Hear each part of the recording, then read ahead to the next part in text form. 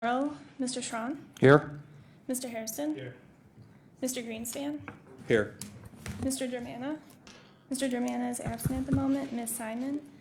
Ms. Simon is absent at the moment. We have a quorum, and I like the record to reflect that Ms. Conwell, Mr. Jones, Mr. Miller, and Mr. Brady are in attendance.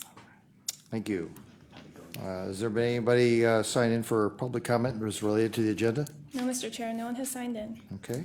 Does everybody have a chance to look at the minutes from the May 2nd meeting? Motion to adopt. The chair will second. Any discussion? Hearing no discussion, all those in favor say aye. Aye. Any opposed? No opposed. The minutes have been approved. If we can read into the record the very first item, it looks like we've got some guests here, so if we can read that in the record. Resolution 2016-0109, authorizing an economic development fund accelerated growth loan in the amount not to exceed $740,000 to Canaan Enterprises Incorporated for the benefit of a project located at 31900 Solon Road, Solon. Is there anyone here to speak on behalf of this? I see Mr. Lockett, so I assume it's you. Yes. Good afternoon, Arnold Locke from the Department of Development. This afternoon, I have a request before you for Canaan Enterprise for a total of $740,000. Most of you may remember, months back, this company that came to us, the fact that they were looking to leave Howard County, looking at location in Solon. Needless to say, we acted very rapidly to see what we could do to keep them in our community. So at that time, we presented a loan, and you guys recommended approval of loan. They've since come back to us, only for the reason that they have been awarded a contract with American Airlines and United Airlines to a tune of about 250 million units. So it's a substantial increase in their machinery needs and equipment. And they asked me during that time if we would consider that increase of $740,000. We took that request to our CCCIC loan committee meeting, and they recommended that we move forward to the next step. So in that case, we're offering them a equipment loan, a total of $740,000 for a term of 10 years at a rate of 2%. As a result of this, we continue to save the 258 new jobs that they requested, but in addition to that, they will create another 22 additional to the 30 that they did on the previous transaction. So all total, we either retain and gain a total of 337 jobs. So what does that mean? The total return on investment for this project is estimated about, tax investment is estimated about slightly over $700,000. And that includes county, city, and state taxes as well. So it's a substantial benefit to our community to keep this company here. Our partners on this particular transaction will be PNC Bank. The company will join me shortly. I understand they're having some time delay, but I anticipate that they will be here. This company is international as far as their product. And I tell you, when you look at the label on their product, it says Solon, Ohio. So that's something certainly to be proud of, that the project is manufactured right here in our arena. So I'm asking you this afternoon to take a close look at this request that we move forward with an approval. I assume this is packaging equipment then?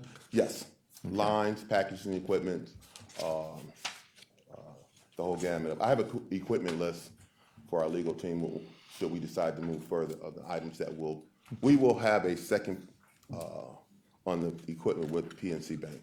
Okay, are there questions from anybody on the committee? Yes, Mr. Greenspan, anybody else? Thank you. So it's 10 years at 2%, Yes, it is. and we're in a second position with PNC? Yes, That's a joint position, or it's a second position. They're in first. PNC's in first? Yes. And what's the value of the equipment? Well, right now, the total equipment it's all new equipment, and that purchase price is about $1,490,000 total with PNC. And how are we to believe that should they default, and I don't believe they will, but that $1,000,008 of equipment which depreciates nearly 30 to 40% the minute it's shows up on site will yield us a return. in We'll the have default. a corporate guarantee with the company and a personal guarantee as well. All right, you didn't mention that. So the corporate guarantee is how much? Is It that will the be for the 740? 740, the entire balance of the county's participation with King Nut, which is roughly somewhere about $1.8 million. And then and the personal guarantee is secured by whom? With Mr. Michael Kanan, which is the president of King Nut. Okay. And, that's a great point. Thank you. Any forgiveness on this loan? There is no forgiveness on this loan. This is a straight fixed amortization. And on the previous loan that we've forwarded them, are they current on all payments? They're current on all payments. Okay, all right, thank you. Other questions from anybody else in the committee? So we'll be eating, peanuts will be reintroduced back into the United fleet, is what you're telling me. Yes, they will. Yeah, based on that kind of quantity. Yeah. And I did see that they actually changed their policy to add food back into their airplanes after having taken it out for so many years. That's all exciting. And yes, I do get a thrill when I see the opening up the King Nut products on any aircraft and it says Solon, Ohio on it. From the standpoint that the equipment is packaging, do you know anything about the equipment itself? Is it standard packaging or is it so customized that it has It's no? standard packaging equipment. Okay. Do you know the brand by any chance? I do not know, but I'm more than happy to provide that information to you. Well, because I know that a lot of packaging equipment is being built right in Solon also. Wow. So automated packaging is built right there. I don't know if it would be nice if we got a twofer out of it so that automated packaging was making the equipment and then they in turn were selling it to over to King Nut. And, I'll be more than happy to provide that. yeah, that'd be great. It would only be nice if it's one of our local companies that's doing it. If it's coming from someplace else, I'm not really quite as excited, but it's nice if it would be automated packaging, which I know is right down the street from them. I have no other questions in regards to, I think, yes. Through the chair to Mr. Lockett, was there any discussion had in the implementation phase in regards to some of those 22 additional new jobs being put toward a certain reentry population or anything like that? Well, they're working closely with the workforce, Jobs Ohio. They've already been hiring, have started hiring from their existing requests. And I've had the opportunity to do a tour in their work. I would say their workforce is kind of across the board.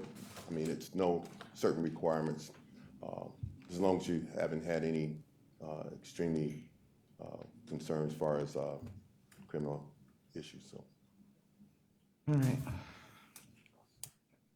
Well, if we're making 2% on the money, and currently we're making about 0.5% on our money, we're increasing our yield significantly with no indication that the rates are going to go up anytime in the next 12 to 16 months out there of any great change. So the way I look at it, this is actually an improvement significantly on our return on our investments out there, 2%, and especially with no waiver of it. And the 2% is a flat rate, I assume. Yes, it is. So we start making the money immediately upon loaning it out there. And I see we have somebody from King Well, Nut. right now, I'd like to introduce you to Michael Kanan. Yep. And he's the representative. Good. How you doing? Myself, That's okay. couldn't figure out where I was at, this was new for me. That's all right. We just, we're going to throw you right into the fire on this, Michael.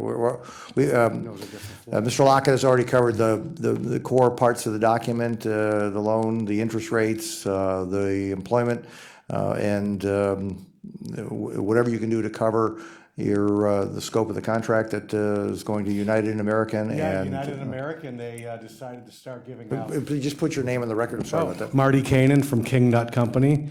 United and American started to give out food again after Yeah. 9/11 happened. All the airlines lost all their budget for food, and so throughout the years, Coach snacks were not really being given out. And when just last year, United got a new CEO, and the new CEO said, all right, that's it. We're making money now. I think oil prices went down, and they really started to show a profit. And they said, we're going to start giving out, I mean, they're really 4 or 5 cent bags of pretzels and snack mixes. So the consumer experience for that, they felt it was really worth it. So we're the leader in the snack food industry in the airlines. So the question was, do we have the capacity to handle it? And we didn't. So we were either going to try to buy more equipment to do this or let somebody else come in the door, which we didn't want to open up that. So we made a commitment that we were going to try to do this for them. And that's what we're asking the county for help.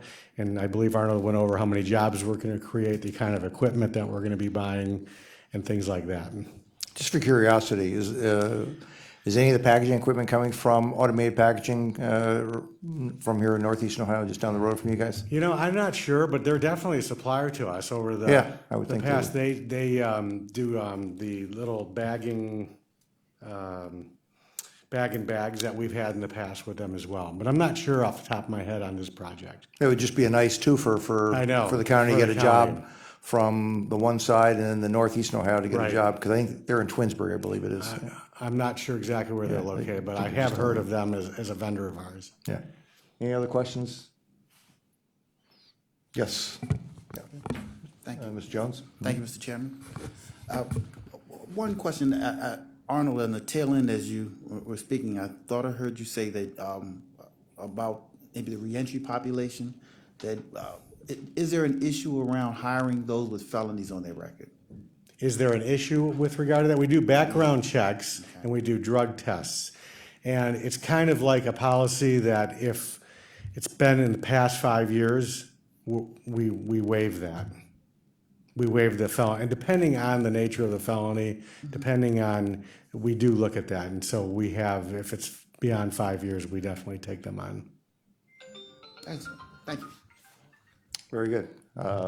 Hearing no other questions, is there a motion is there any agencies of this issue coming forward? Is it the next two readings sufficient for your purposes? Yeah. Okay, so we'll progress at the normal pace. Is the chair?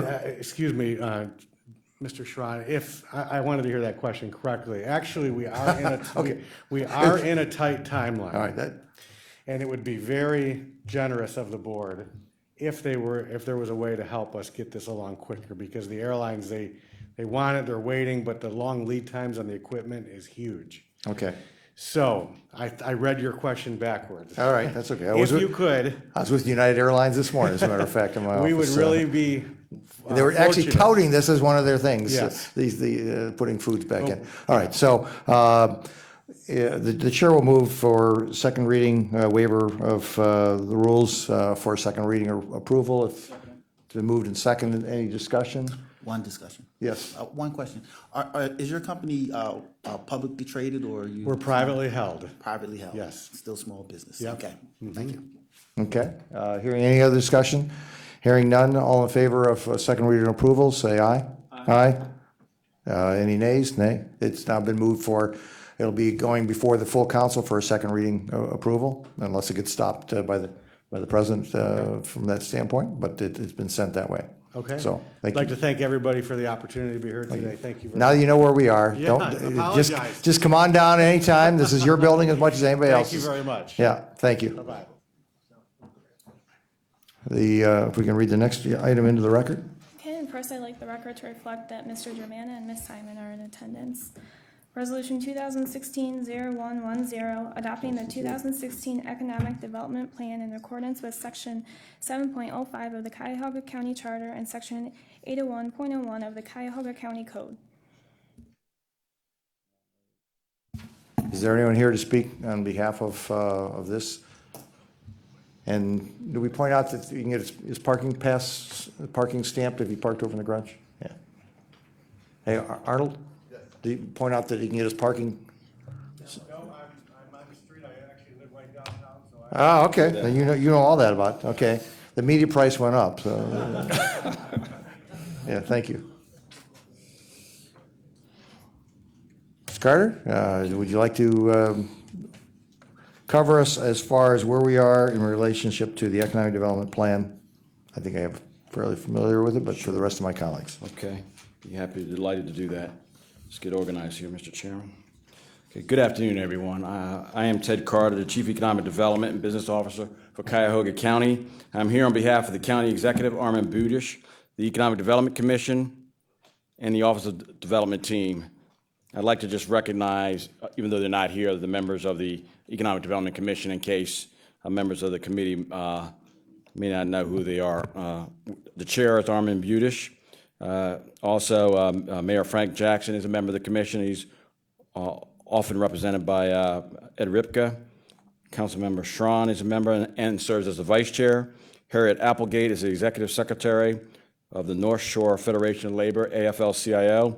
William Friedman, president and CEO of the Cleveland Port Authority. Brian Hall, executive director, Commission on Economic Inclusion. Joe Roman, president and CEO, Greater Cleveland Partnership. Mayor Susan Drucker, City of Solon. She also represents and is the head of the Mayors and Managers Association, and Mark Burns, chairman of Oswald Companies. And my team and I staff the Economic Development Commission. This plan incorporated significant input and direction from Executive Budish and his executive team, commission members, whom I just reflected who they are, and the Department of Development team. I'll be happy to answer any questions, but first would like to make several quick points. This plan is a slight departure from what was presented last year.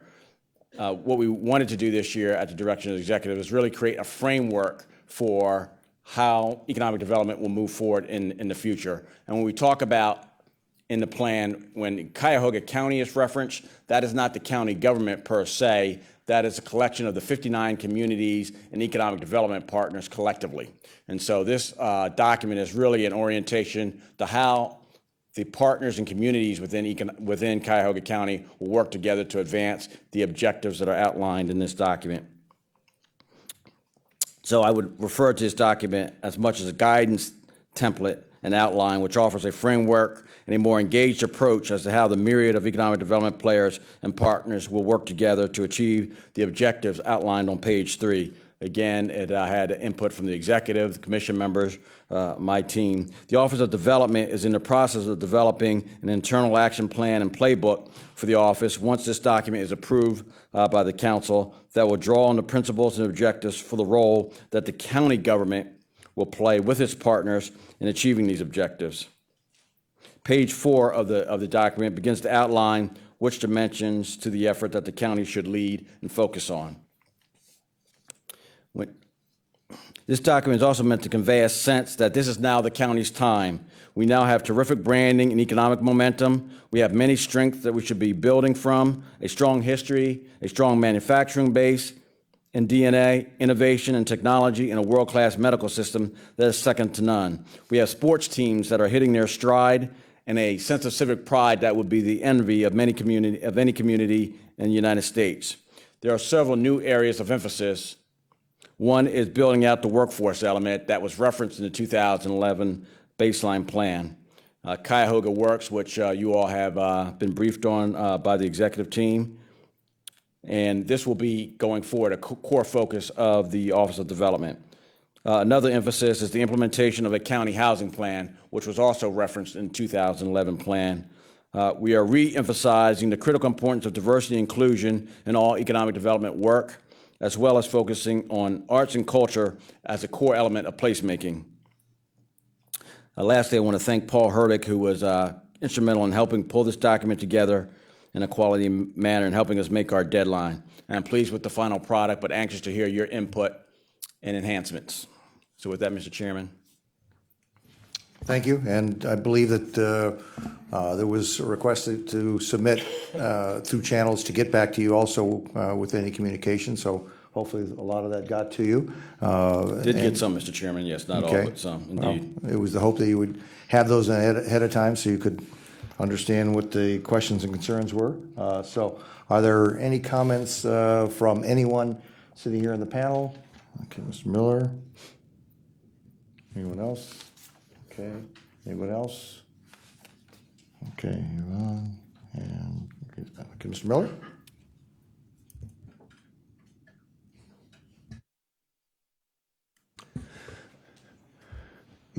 Mr. Chairman, Director, first I'd like to say by way of comment that that I like the plan a lot, and that I feel that the administration was very explicit in setting forth the collaborative and interagency approach that you want to take for economic development, and I thought this was clearly stated in the plan, and that that's a definite plus. I have, by way of suggestions, I have 4 suggestions, and all of the suggestions that I have that I believe I communicated to you in advance, but I'm going to go over them again.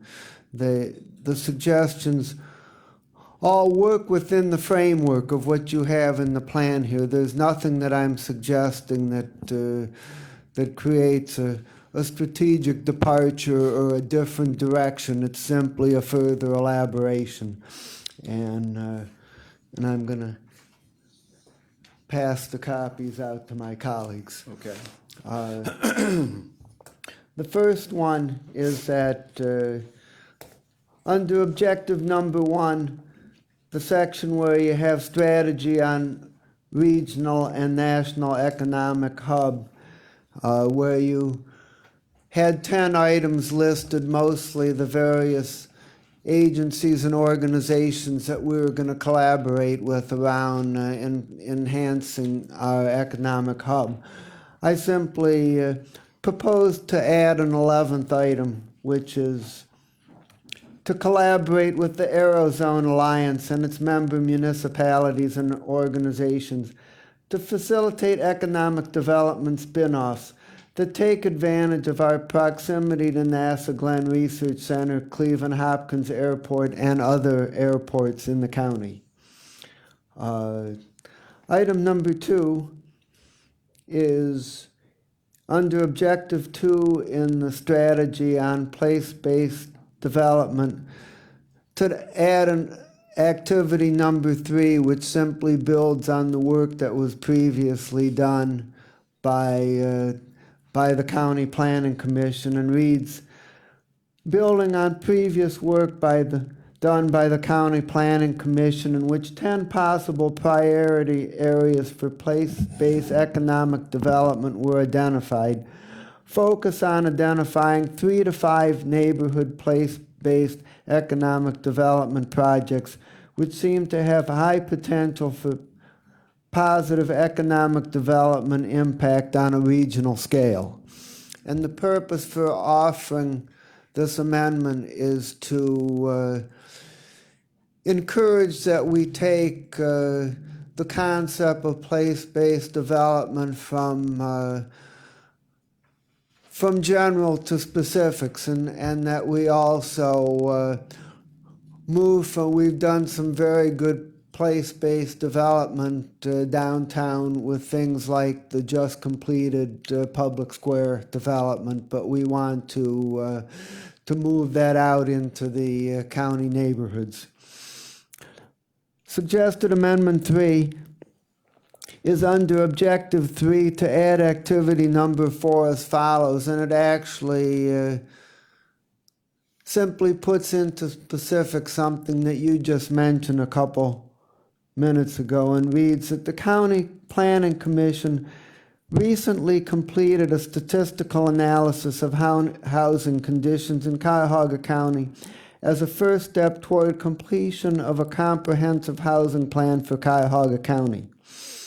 In order to enhance fair housing and affordability and other housing issues in a systematic and comprehensive way, we will prioritize having the County Planning Commission complete the county's comprehensive housing plan, including detailed recommendations for action. And the 4th item that I suggest, and this is the only one where I don't lay out the specifics and the exact language, but in order to make it clear what the next steps are, I'm suggesting that the main body of the economic development plan should conclude with a statement of 5 to 10 of the most important immediate steps and how progress on each of those steps would be measured. And this would kind of be the immediate action steps for the coming year, so that when we look at this again a year from now, we have something to benchmark against to see that we're making progress along the line that we have in mind through the plan. So those are my suggestions, and I'm hoping that at some point further along in this process that some amendments could be offered to incorporate these suggestions, and I appreciate your consideration. And the way the chair would envision is that you're getting formal feedback today. Perhaps you receive some informal feedback in other respects. We will then recess this hearing and pick it up again at the next time. I think next week's going to be kind of busy here in town, so we'll pick up a week after that, and with any suggestions or ideas and thoughts. If you have comments that would be directed back to the individual between now and then, that would be appropriate. And then if there are other formal amendments that you would see that would be appropriate, then we'd be happy to entertain those when the document comes before us, and one of us would either move to amend here at the council and then add it to it. And it doesn't mean it couldn't be done also when we got before the full council too, outside of committee. Okay. Are there other, Ms. Conwell, you were the next to speak? Yes, through the chair to the director, in lieu of this being the second five-year economic development plan, I feel that it's imperative as we move forward for the future plans is that we include a brief summary of the last plan. And I'm sure that you've given some time and read. It doesn't mean that we've changed that far or went off, but I think in moving forward, we need to set that precedence and including a brief history. And then if you include Councilman Miller's benchmarks, then the people can actually see what we've worked on, what we've improved at, and how we're doing. Okay. Thank you. Thanks. I'm sorry. Mr. Greenspan? Great, thank you. So I get it. This is really an aspirational document setting forward. This is a challenge I've had with this plan in the past. Where's the how-to manual? How do you get from the words stated here, everything from reestablish Cuyahoga County as a national economic hub to the encourage immigration of educated and skilled workers? How do you get from the words written on this document, and maybe to Mr. Miller's point as far as metrics to gauge success, but how do you get from this to that conclusion? And how do you identify success? Sure, great question, Councilman. Through the chair to Councilman Greenspan and Miller and Conwell. So I'll kind of answer some of these questions collectively. So no objections to any of the recommendations that I've made to enhance the plan. So the administration is good with those. Mr. Greenspan, I think that, as I said in my opening, what we're going to do next is once this document is adopted by this body, we will then develop a implementation plan for our office. So again, this was a framework for all of our partners, some of whom are members of the commission, some of whom not, whom we need to engage and are in the process of engaging. And so the how-to in many instances will be through our partners. I'm going to give you one example that's just fresh in mind because I had a meeting about an hour ago with Global Cleveland. So they really own the immigration attraction space. So our job is not to duplicate what Global Cleveland is doing, but where we agree, partner with them, leverage, and be an advocate for the strategic objectives that they have about increasing immigration to Cuyahoga County. So Mr. Simperman and I have set a date to sit down and identify 2 to 3 goals and objectives that will be reflected in our plan that we will accomplish together during the course of the next year. And through each of our strategic partners, there's probably 4 primary partners and probably 15 others that we'll work with. We'll have similar goals and objectives. In some instances, we'll be lead. Some of the instances will be funders. So Jumpstart ECDI, for example, we are fund these intermediaries. So we're in the process of sitting down with them. You just approved the Jumpstart And so we will sit down with them and talk about the goals and objectives that our funding will, and the outcomes that will be generated as a result of the county's investment. And so I anticipate having that document in fine detail in place by September. And so we can come back to this committee and have a discussion about what those goals and objectives look like for. And I would also say that some of the metrics were identified in the 2011 plan. And so obviously they're kind of the standard metrics: job creation, placements, dollars leverage, property assembled, revenue generated, payroll growth, and you've got secondary metrics that were also identified in 11. So we will have a unit within the Office of Development as part of our vision that will be research, business analytics, and metrics oriented. So they'll be responsible for making sure that we have a dashboard that tracks all these, that on an annual basis we can present to this body and say, here's how we did or didn't do. And that, some of that's in place, but just needs to be firmed up and made more user-friendly so that we can hold ourselves accountable.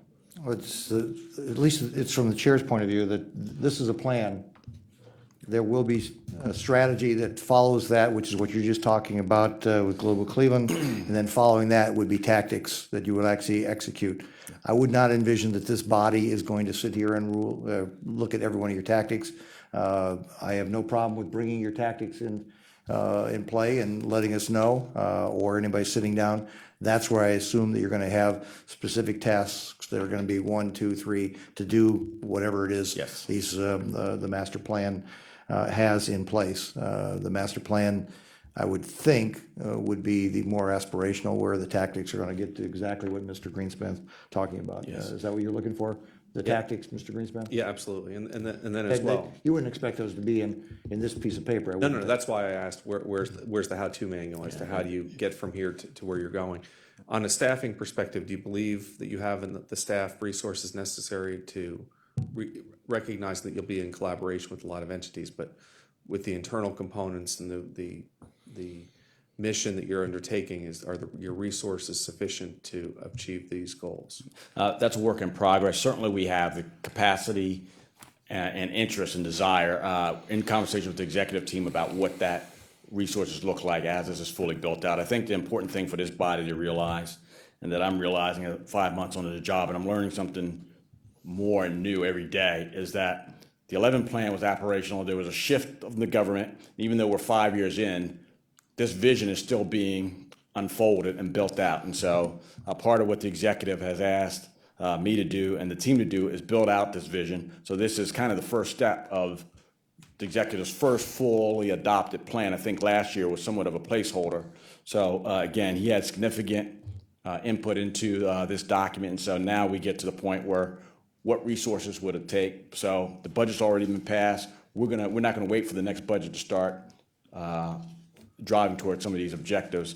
But I would say to you that a lot of our strategy and success has to be built on leveraging our partners. And so there's significant partners in this community. So how do we work with them to get the job and some of these goals and objectives accomplished?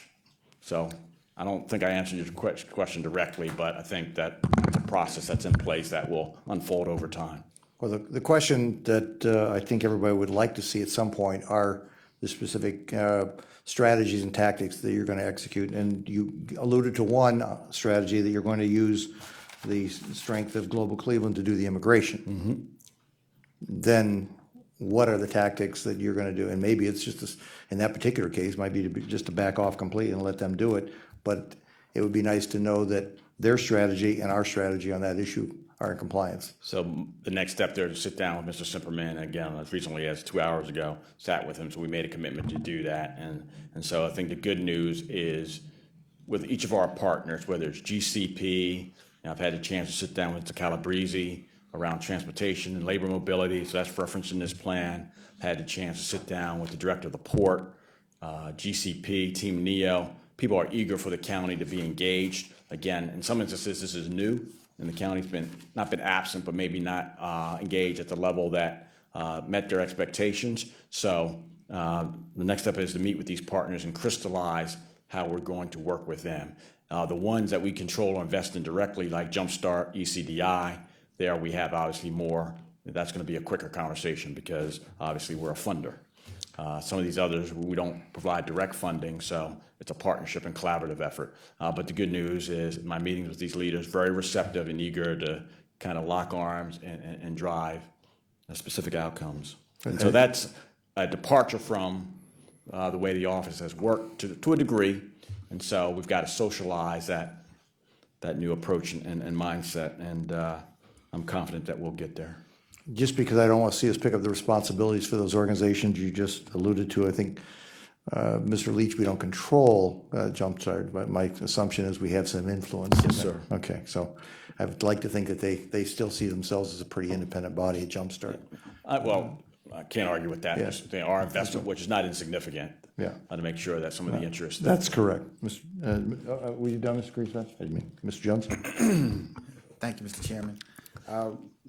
In the same vein as Councilman Greenspan's question, again, this is aspirational. And you and I joked in the elevator. I said when I read this, I almost wanted to break down and cry. But how do we get there? How do we the population growth, all the incredible things that are here? I say to myself, this is the Department of Development. How do you actually get to accomplish the goals? Yeah. What is the roadmap? How does your budget? Is it? I would like to know, even if in this plan it was highlighted what you actually would be taking a direct hand in, as opposed to, as you use the word, provide leadership. I almost want to have a sense, and maybe it hasn't been developed yet. Maybe that's the answer, but a sense of what you're actually going to do to be impactful. And I'm just going to have to say some of these areas, because this ranges from education to housing to economic development. There's everything here. Right. So I know I'm asking the same question, but then if I could change it in any way, say, where are you dedicating your dollars in your department's budget to what in this packet are you directing your budget dollars? How are your staffing levels? How are you directing your staff to implement? Give me some sense of just what you actually see yourself doing amongst all of these aspirational goals. Well, would through the chair to Councilman Jones, would love to come back to you and give you a more thoughtful answer. But at the core of our strategy is going to be workforce. So the council's already spoken and invested in that. So as we speak, we are developing the blueprint for Cuyahoga Works and what that will look like in terms of the funding that's been provided and the number of people that we will start with those that cohort of people who are receiving some type of county assistance. That's the starting cohort. And then from there, we are developing metrics with the chief of staff around and the private sector around how many people we will get to their first job. And remember, the end objective of Cuyahoga Works is to get people through a career pathway to a living wage. And so that's a series of potential toll gates that will take, several years. And so we're in the process of defining that with our Workforce Innovation Director, David Feinerman, and the Chief of Staff, and our private sector partners. And so again, in September, if not earlier, I'll be able to kind of lay out with more precision. But Cuyahoga, that will be at the core of this office, because everything starts with the discussion around labor. And so creating a labor supply that the private sector can count on, depend on. And so the county's job is not to, with the exception of this cohort of county recipients, is to work with existing workforce providers to help create alignment and more integration around the workforce supply of labor that is provided. And so those discussions and meetings are happening regularly. And so the county, in many instances, is a convener. And so a lot of things in these documents, some of them don't necessarily reside within the Office of Development. Economic development is everybody's business. It's your business. It's Health and Human Services, the Planning Commission, Public Works. All of that helps get to a more competitive economy and an economy that is nationally recognized. And so we're meeting with our internal partners as well. So on Friday, we had a very productive meeting with the planning, Glenn Coyne and his group, to talk about some of the tools and analysis that they have so that when the development office makes an investment, it's integrated with things that are already away. And we discovered that they have a state fund that they are using with communities. So how do we take what they're doing through that state funding and supplement and augment it with county dollars? And so The principle, and I'm glad that Councilman Miller picked up on it, is partnership and leverage. If you take nothing away from this plan, it's partnership and leverage. Director, you mentioned that there were some metrics that you have now that were captured over the last 5-year plan. Were there any metrics or numbers gained from the last 5 years, and some that you're using or that you're able to share? Sure. The one that is top of mind for me, because it's the one obviously that we're all focused on, and the executive is really focusing like a laser, is roughly 2,000 jobs that we've helped facilitate the creation of a year. And so right now, at the midway point of 2016, we're about at 900. So we've got to, at a minimum, help identify projects that will create an additional 1,100 jobs to meet that threshold. Some of these others we're still gathering. So the dollars leverage, some of these I want to become a standard template so that when I look at it, you ask, we're able to at a glance quickly provide you the information of the economic benefit that our dollars and investments have created. Okay. And Mr. Chairman, I have two other questions, but if It's okay. Unless, Ms. Simon, for your continuity, if you want to keep your other two going. Yep. okay. Thank you. The thought that came to my mind on the housing values, we created a $50 million demolition fund. So when we did that, I wasn't necessarily thinking about the economic development 5-year plan, but it certainly is a piece that's part of it. We certainly want to protect the housing values, and that will be a significant part of that process. Is that part of the thinking as well in terms of collaboration? And Absolutely. So our Housing and Community Development Group, and creating the plan that was referenced, convened stakeholders and got their input about what role could the county play to help foster a vibrant community from housing. So I should also mention, it references another question that one of the committee members had, is that in the 2011 plan specifically outlines that traditionally the office has been focused on community development and CDBG funds, federal funds that we manage. And so we take the view that economic development,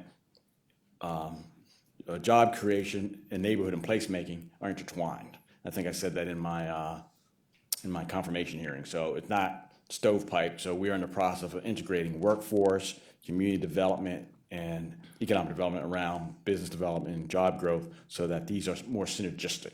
So in terms of housing value, that's a long-term play. So tearing down a home will increase value, but it's not going to be immediate. And so we've got to track that over multiple years or quarters for sure, but it's not going to be an instantaneous cause and effect.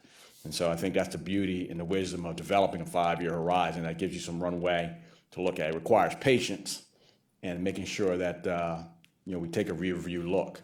But obviously it gives us a guidepost toward whether we're being successful or not.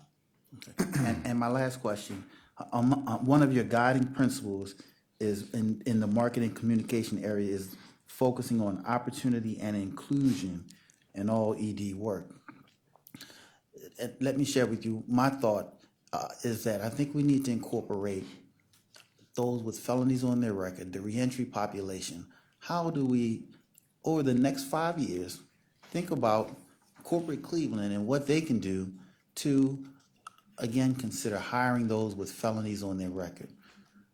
I represent a constituency that elects me, that many of them are, those are returning back from incarceration or coming back to my neighborhood and coming back to other neighborhoods of those right here on this council. We give a lot of dollars. We gave one to a small business, just as you just heard, who I was happy to hear their thought process. They've left at this moment, but their thought process around those with a felony on their record. Corporate America has not risen to that level yet, but we give them considerable dollars from the very residents of this county. I think it's a worthy endeavor for them, and I'm not saying what it is. I don't have the amendment laid out, but I think there should be a conversation around what corporate Cleveland, I won't say national, corporate Cleveland can do to start to hire those with felonies on their record.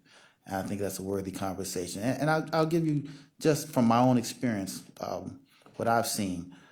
as a small business funeral home, small business, there are funeral homes in this community that have been purchased by corporate America, national funeral home chains. And in one particular situation here locally, a gentleman had to leave the business he was working, funeral home he was working for, because he had a felony on his record. They had just purchased a small business. Small business had now become a corporate chain. And as we know, those with felony on their records, they have challenges, and this person had to leave. But I hired them. They were still a worthy employee, and I hired them. So a small business, like myself and others, and the gentleman we just saw before us, have figured out how to hire individuals in this community with a felony on their record, where corporate America hasn't figured it out. They have legal teams and those who have given them worthy advice, but they haven't done it yet. And I think that is a worthy conversation to have, especially over the next 5 years. So I just put that on your brain too. I appreciate that very much, and we'll certainly take that back to the executive. And the principle that you do reference, I think, for the executive, this body, is if that's, there's consensus around that, which I personally believe in, then we advocate for that, right, and within the business community. And so you heard one business owner say, depending on the type of felony, I'm open to. Right. So I think and one thing that I love about this community are the sensibilities that this body and our executive embody around opportunity inclusion. So it's not just, in my opinion, I feel that people are sincere about it and that there's a desire to really create that and make it meaningful. And so obviously that falls within that realm, but obviously that's an executive decision. And so we'll take that back and engage. Right. So in that executive decision, I'd love to know where they are. As the chairman said, we're not voting on this just yet. So I'd love to hear at least where they are before we actually before I cast my vote. Okay. And so I'm clear, I actually had two asks in that. One, again, corporate Cleveland, how do they start to find ways to hire those? But on the other side, I, as a small business, hired that individual. It needs to be more small businesses who have the ability to say yes, as I did. And I'll give you an example. University Circle, Chris Ronayne, they've done an incredible job over there, again, at University Circle. I go there all the time. But they built that in part off of New Market credits, dollars that are used for, based on poverty. Yep. Okay, and based on zip codes. Okay, they do an incredible job, but the reality is, and the way I see it, that's not necessarily the poverty area. They're next to poverty areas, but it wasn't originally an impoverished area. Okay. The areas that are impoverished, that generate these New Market credits, how do we find ways to actually create small business development in them? And that ties into Councilman Miller's amendment to the place-based economic development. How do we think in terms of not just new home development? We're certainly doing quite a bit of that. But how do you start to replicate the things that Chris Ronayne and University Circle have done within the true poverty areas of the community?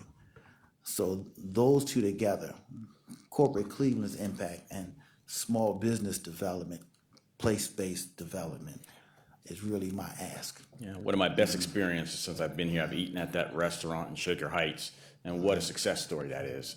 Those men and women who are learning a great skill and just, can catapult on to the next thing after having that type of experience. So I agree. So we'll take that back and discuss it with the executives from a policy standpoint, what that means and what some type of advocacy, if any, would look like. Great, thank you. Simon? Thank you. So I heard you say that tactically there was a deviation, particularly with regard to leveraging partnerships with the private sector and partners. You said that, right? That's a deviation from what we were doing, at least in practice before. An emphasis on that. No?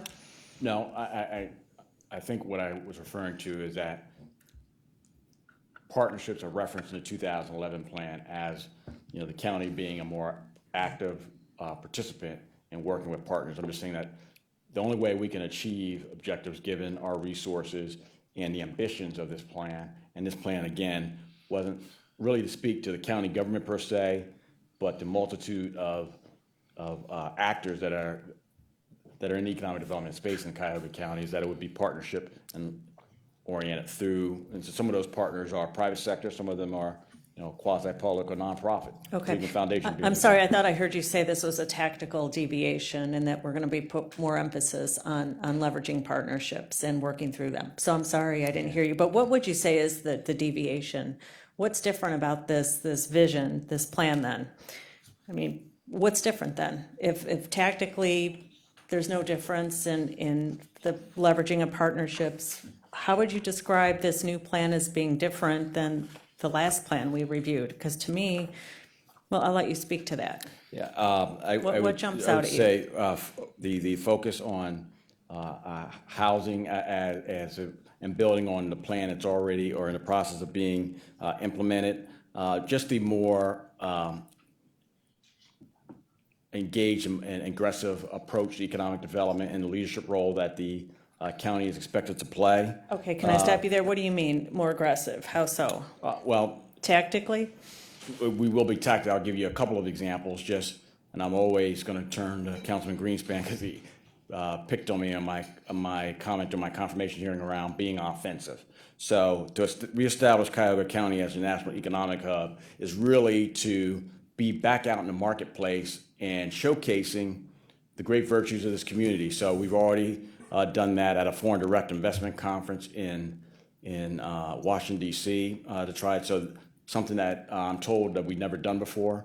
And that's not an important point. It's only that this county, with a storied economic history, has to be seen as a player in the economic centers of gravity, whether they're conferences or convocations. So we're going to be in another conversation around regional economic development with the Brookings Institute in Washington, D.C. So that's part of it.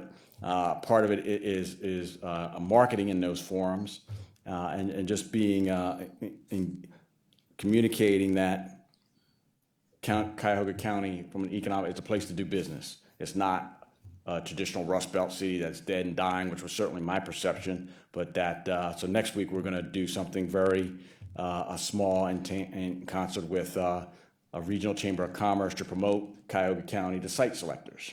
And so again, that's promoting that there's economic vibrancy here that would be attractive to businesses that are outside the county. Are That's we one putting example. money into marketing? New Well, money? We will. Additional funds? We will. That's So I hope we will. Part of your budget will include some marketing for this Ne- purpose? Yes, the next budget that, during my tenure, I'm responsible for, there will be an ask for marketing. Here, we're doing it creatively and through partnerships. So that event that I just referenced is in concert with, and it's a small, very modest amount that if we were to travel and do it, would be probably 8 or 10 times what we're going to be spending to get in front of these 10 to 15 site selectors, and that's going to be in partnership with the GCP. Good, good. In terms of the housing plan, you mentioned that being different. What? Well, how do it's you- not how do different, you- it's just that now we're putting meat on the bones, right? So there's, Well, we just finished the housing plan. How do you intend to use it? What's your vision for utilizing this housing plan in terms of the vision you have? yeah, well, again, the principles that are outlined in the housing plan, I think, are important to creating vibrant communities. So one half of the equation is trying to create job creation. The other half of the equation is making sure that people have a reasonable, affordably house to move into. And so some people are participating in that, not all aren't. So the housing plan tries to identify areas that the county will try to impact around ensuring that there's broad access to housing. And then And one so more- the focus is on operationalizing the plan. Need for the plan was referenced in 2011, so the plan that has been developed that will now be operationalized, is going to make sure that is that there's concrete results. So this workforce or Cuyahoga Works, is that a version or spinoff of a replacement of Workforce Investment WIFA work, the Workforce Investment Board? No, the Workforce Investment Board is a partner of that. So, that is a joint city-county creation, as you're aware. And so we will be partnering with the Workforce Investment Board to achieve these, what we hope are more streamlined and effective outcomes. So in terms this of job Cuyahoga placement. Works is led by the Chief Innovation Officer? No, the Cuyahoga Works will be operationalized by the Director of Workforce Innovation, which is housed in the Sorry. Department of Development. The Innovation Officer may help us build out the plan, but that responsibility resides in the Office of Development. Have you met with the Workforce Investment Board yet? Yes, I am the executive appointee to the board. Yep. I've been to one board meeting. I've had several one-on-one meetings with Grace Kilbane, and I think I have another one scheduled to talk about, again, how we strengthen our relationship, et cetera. What do you see they're not doing that could have only been improved with an existing board versus starting something brand new and then are you trying to accomplish something different or something better, rather than simply enhancing? You're a board member, you're the executive's appointee to the workforce board. Why not just channel energy and resources into that board that's already set up to accomplish these goals as I see them? Instead, there's a whole new creation, which is taking time and effort and more resources. What's the difference? Can you explain why these two separate entities now? Well, they're not two separate, they're complementary. So the Cuyahoga Works, again, its principal focus is to work in partnership with the Workforce Investment Board to make sure that the cohort of individuals who are receiving county assistance are assisted in getting to their first job and a series of jobs after that. And so what the county intends to do is have coaches that are working with these individuals, through the different steps of their job. Now, the Workforce Investment Board may be will be a part of that effort, but the county is really working with funders to say, how do we take these disparate workforce efforts and integrate them in a more streamlined way so that the private sector can get the jobs that supply jobs that they are seeking. Thank you, Mr. Chair. I'm still not clear why we needed to do this separately and not just enhance the funds and the funding to the workforce board. And if we needed coaches, why we didn't do that through that board. That's just my comment. I'm going to watch and see. I don't understand why we need to add coaches to an existing board as we already have oversight because we have an appointment to that board. So I don't know why we didn't work through it. And I would like to find that out more specifically, because I think the board would have been willing and able to do that. And I've been watching through my committee what they've been doing to match job needs versus who's coming out of the pipeline to match that up. And it just seems like we're duplicating efforts. Okay, so Councilwoman, just let me understand your specific question. Why we couldn't, it doesn't matter, just why we have created something different instead of enhancing what already exists and working more closely. Because the last time I talked to the board through my committee, there was no communication between you and them. But this is I'm going to have a full committee meeting on it. It just seems like we're duplicating things that maybe could have been done more streamlined through the workforce board. Okay. Yeah, I think and I think Ms. Simon raised the same question when we got down to the childhood issues as far as the birthing and the early deaths being duplicating on that too. So I'm glad to see that she's joining some of the conservative points of view of only a single process out there. Been a good influence, Jack. Thank you. I appreciate that. We had some questions come up that were of general nature, and we had some with some specific elements to it from Mr. Miller and Mr. Jones. You raised some questions in regards to you wanting to be comfortable with the inclusion aspects that were brought forward.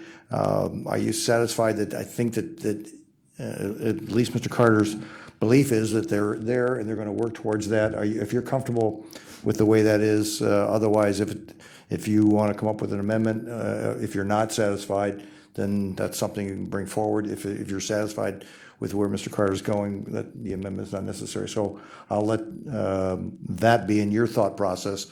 Let's assume that we've got a couple amendments that need to go forward. One of the things that we're required by the charter is to have this passed by our next meeting. There's this little thing next week that's going to be a diversion, so I don't think it's appropriate for us to be having committee meetings, nor does our president want to have any committee meetings next week. So what I would ask for you as a representative of the executive is to waive that we have to pass it by the next meeting and give us 2 more weeks following that, which allows us to have another committee meeting to air any of these items from Mr. Miller, and then if there'd be an item from Mr. Jones that would come forward. But that is a requirement. I would hate to see it go into law, not because anything is bad within it. By operational law, I would ask that you waive that requirement, that it go in place. I don't know if you understand the significance of that. I think I understand. If we do nothing and don't pass something out of here, don't pass it from then into council, then whatever piece you put on a piece of paper to us becomes effective by operation of law. If you allow us to carry this into the 2 weeks following that, without, no one's ever done it in the past, to be able to say, no, that document becomes effective.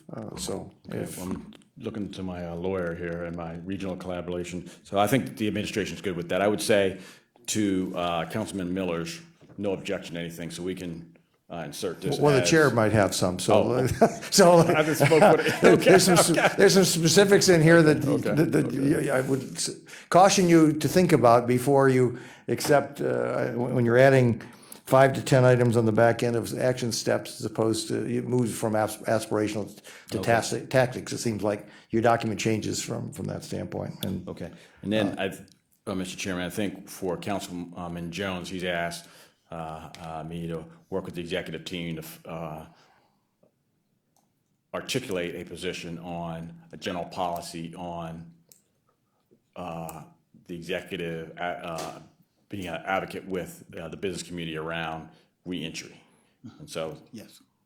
we'll take that back and have that discussion, so, and before you would move an amendment, you'd want an answer, yes, no, maybe, or if so, how? Yes, I'd like to get a sense of how they feel and any tactics if there are. Again, this is aspirational. If I had another question, when we move to the tactical, will we see you before, we certainly want to see you before 5 years. We'd like to get a sense of, I mean, I approve the aspirations right now. Oh. There isn't anything on here I don't support. The question though is, I really want to know, you cannot possibly do all of these things. So I need to know what you do plan to do with your budget, where you plan to play a leadership role in other things that you don't use dollars towards.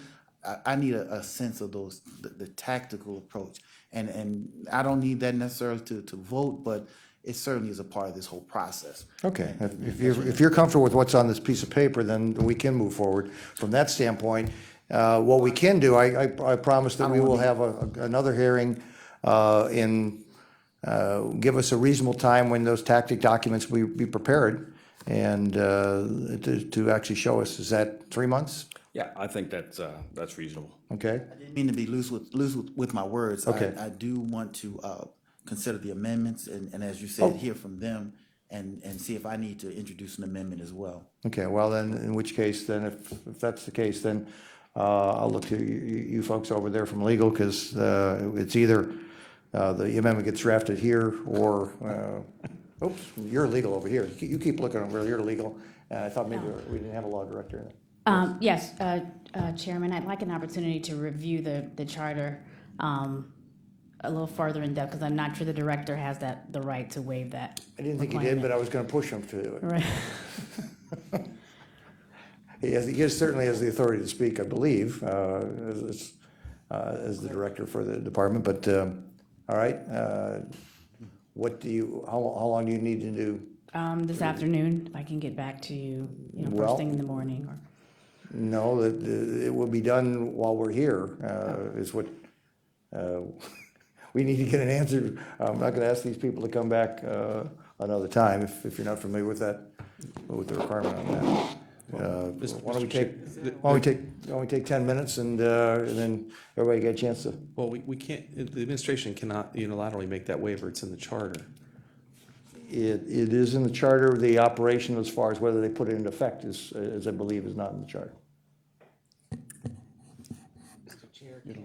Just make a motion to move it forward with the with the amendments added in, and that We way could. that we're not holding up We could. time or. We'll get that review then, for a week from Tuesday then. Good, very good suggestion. Okay, Mr. Miller, we'll still consider your amendments at the time on the floor, from that standpoint. And if you believe an amendment is necessary, Mr. Jones, then you can bring that forward at that point in time. Great suggestion. I'll take that as a motion. Yes, Is there a second? I don't know if I can do a motion. Oh, you're not, that's right, you're not on the committee, you're not formally on the committee, Stanford. The chair will make the motion, and Ms. Simon, you're not on the committee either. Oh, you're on the committee, you can, that's right, okay. Would you be the seconding party? Okay. All in favor? Excuse me, Mr. Chair, was this second reading suspension? Oh, that's right, we have, this will be the second reading, yes. Would the moving party move to, this be a second reading suspension, and the second to accept that? Yes. Okay, yes. Thank you, Christie. Yes, Mr. Miller. I'm wondering, it's just a suggestion, but I'm wondering if, I know that we need time to think about the 5 to 10 action steps, but I wonder if the first 3 amendments that I put forward that the administration seemed amenable to, if we might want to consider including those at this time. I hate to be a curmudgeon, but your item 2 has identified 3 to 5 communities of our communities in there for neighborhoods to be picked. And I see those as action steps too. So I'd be good with 1 and 3 if you're comfortable with that. Sure, let's start with 1 and 3. Okay. All right, at this point, yeah, we have to actually remove this and move to amend the document. Withdraw your motion and withdraw your second. Mr. Miller, if you want to move on items 1 and 3? I'm not a member of the committee. No, I would I stand ask corrected. one The of my chair will move colleagues. on item 1 and 3. It's been moved and seconded. Any discussion? Mr. Chair, Yes. I've been pretty quiet listening to all this. And, where my concern is, we knew there was this deadline, and all of a sudden, we're last minute under the crunch. This happens time and time again. My way of viewing this is that, we could go forward and pass this and then immediately work on updating it. This is kind of last minute, according to the charter. Let's just pass this thing and then start working on it immediately to see if we need to tune it up. Once we pass it, we always could amend it. That's a correct statement. I don't see where anybody's objecting to Mr. Miller's, two of Mr. Miller's suggestions, so put those in place, and then you can still have that same luxury of making amendments. One of the problems with the way the charter is written, unfortunately, is that this has a summertime activity where almost everything else has got a time, other times of the year, and as a result, this always, from the very beginning, from day one, has always been a crunch getting everybody to work together to get because there's an obligation to go before the commission, and the commission has to meet and getting scheduled, and so it's always this summertime activity, which is a problem, and that's the way the charter is written. As I recall, from year one, we suggested perhaps moving this to a January 1st target date at the very beginning, but it didn't happen, so. Okay, so Mr. Chairman, I'll move. I think it's been moved and seconded. It has, okay. It's- I'll second. Okay, it's been moved and seconded. Any discussion? I thought it had already been seconded, but that's okay. Yeah. All in favor, say aye. Aye. Any opposed? Okay, Mr. Miller, your 1 and 3 have been added. Now, if we can go back to the original, which was second reading suspension, as amended. It's moved and seconded. Any discussion? Hearing none, all in favor, say aye. Aye. Any opposed? Okay, well, at least we'll have a second reading. Mr. Miller, your items 2 and 4, if you want to still keep those and suggest those, the time would be appropriate. And Mr. Jones, if you like to bring something forward on a week from Tuesday, that would be appropriate also. Okay. Is there anything else? Nothing else I see on the record? Is there any miscellaneous business coming before the committee? Hearing none. Is there any public comment unrelated to the agenda? No, Mr. Chair. Hearing none. Adjourn the meeting.